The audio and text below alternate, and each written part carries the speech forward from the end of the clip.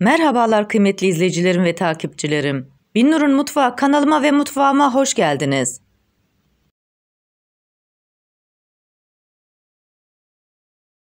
Bugün sizlere yapımı çok kolay, bol domatesli, çok lezzetli kahvaltılık sos tarifi paylaşıyor olacağım.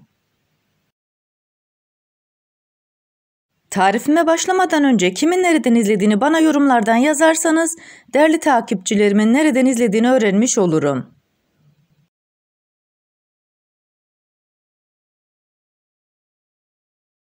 Sizleri daha fazla bekletmeden hemen tarifime geçiyorum. Herkese iyi seyirler.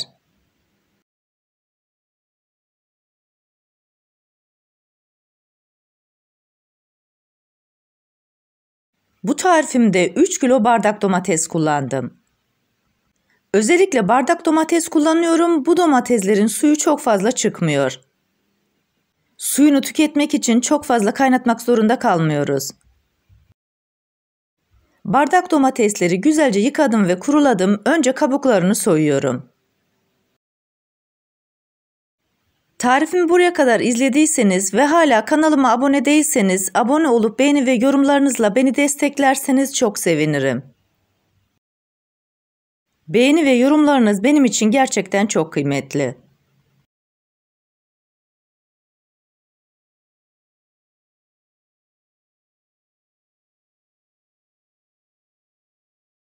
Bu domatesleri rondodan geçireceğiz. O yüzden küçük küçük parçalar halinde doğradım.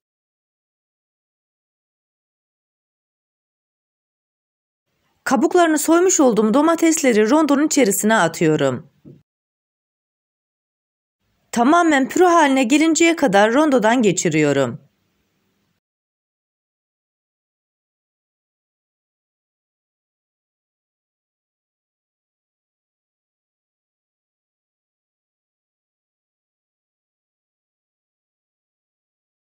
Rondodan geçirmiş olduğum domatesleri derince bir tencerenin içerisine koydum. Ocağımıza götürüyoruz. Domateslerin suyu tamamen çekinceye kadar pişiriyoruz. Benim domateslerin suyunu çekmesi 30 dakika sürdü. Sizler de kıvamına bakarak ayarlayabilirsiniz. Domatesler kaynarken biz de diğer malzemeleri hazırlıyoruz. Tarifimde 500 gram acı kıl biber kullandım. Sap kısmını ve uç kısmını kesiyorum. Küçük parçalar halinde rondonun içerisine koyuyorum. Tarifimde 5 adet kapya biber kullandım. Biberleri ikiye bölüp tohumlu kısımlarını temizliyorum. Küçük parçalar halinde kapya biberleri de rondonun içerisine koyuyorum.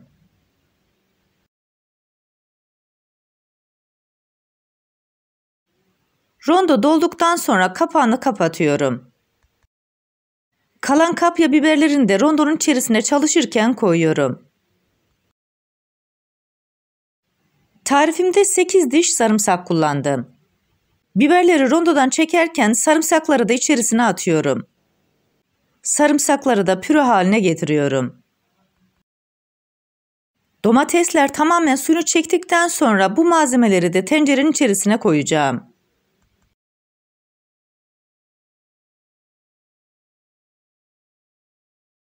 Yarım saatin sonunda domatesler çok güzel bir şekilde suyunu çekti. Rondodan çekmiş olduğum acı kıl biberi, kapya biberi ve sarımsağı içerisine koyuyorum.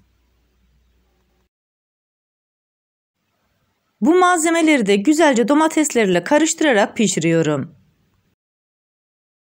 Biberleri koyduktan sonra kaynamaya başlar başlamaz ocağın altını kısacağım. Yarım saat boyunca da bu şekilde pişireceğim.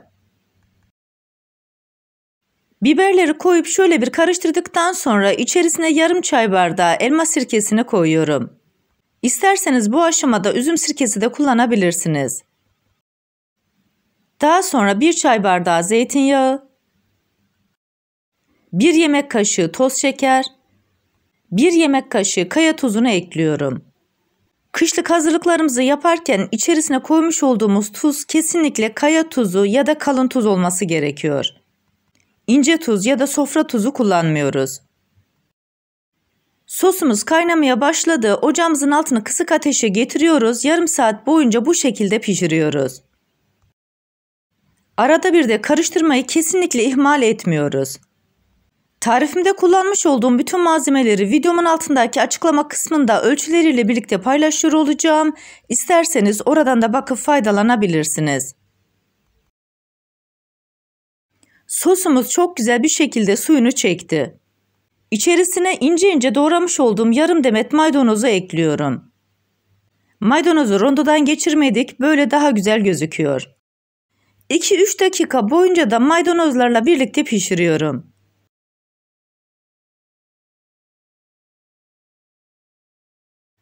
Toplamda 1 saatin sonunda sosumuz hazır. Kıvamı da oldukça güzel oldu. Ocağımızdan alıyoruz. Sosumuz hala çok kaynarken kavanozlama işlemi yapacağız. Bu aşamada kesinlikle soğumasını beklemeyin. Yoksa vakumlayamazsınız ve kış boyunca yiyemezsiniz. 250 gramlık kavanozları güzelce yıkadım ve kuruladım. Ağız kısmına Honey'i yerleştiriyorum. Sosumuz kaynarken ince kısmına kadar dolduruyorum. Bu aşamada sizler de küçük kavanozlar kullanmaya özen gösterin. Açtıktan sonra da mutlaka buzdolabında saklayın. Kavanoz küçük olduğu için bittikçe açıp daha taze yiyebilirsiniz.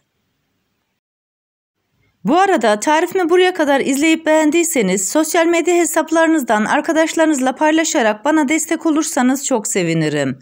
Ayrıca kanalımda birbirinden güzel diğer tariflerim var. Onlara da göz atmayı sakın unutmayın.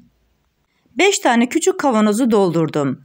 Daha önceden hiç kullanılmamış olan kavanoz kapağını alıyorum. 2 geri 1 ileri olacak şekilde sıkıca kapatıyorum.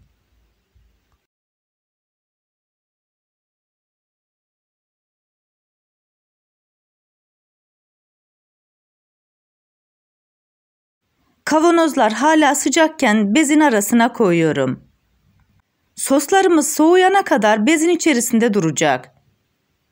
Soğuduktan sonra açacağız, serin ve karanlık bir yerde saklayacağız. Böylelikle hiçbir bozulma olmadan kış boyunca tüketebileceksiniz. Sizlere bir de bu güzel sosun iç dokusunu göstermek istiyorum. Şu anda domatesin ve kapya biberin tam zamanı. Ucuzken alıp bu sosu yapabilirsiniz. Oldukça lezzetli, kıvamı da çok güzel oldu.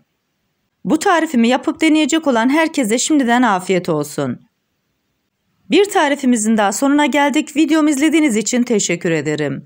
Bana destek olmak için tarifimi beğendiyseniz beğenmeyi, abone değilseniz abone olmayı, yeni tariflerimi izlemek için bildirim zilini açmayı, tariflerimi sevdiklerinizle paylaşmayı unutmayın. Her şeyin gönlünüzce olması dileğiyle hoşça kalın, afiyetle kalın, Allah'a emanet olun.